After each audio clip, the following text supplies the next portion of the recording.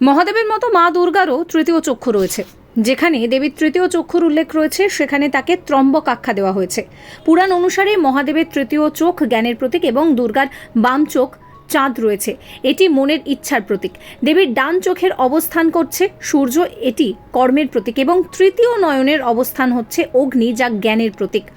যে বিষয়টা জানা যাচ্ছে যে ধ্যানে বাধা দেওয়ায় মহাদেব তার তৃতীয় চক্ষু উন্মেলিত করে কামদেবকে ভস্ম করেছিলেন, অর্থাৎ মনের বাসনাকে পুড়িয়ে মারার ক্ষমতা রয়েছে তৃতীয় চক্ষুর কাছে।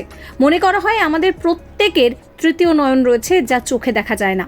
মনের শুদ্ধতা ও জ্ঞানের রূপ তৃতীয় নয়ন দিয়ে প্রকাশ পায়। সাধারণ মানুষের তৃতীয় নয়ন সর্বদাই বন্ধ থাকে।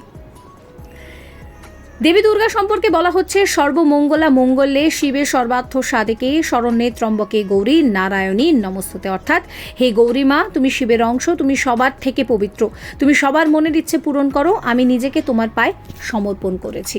Follow for more.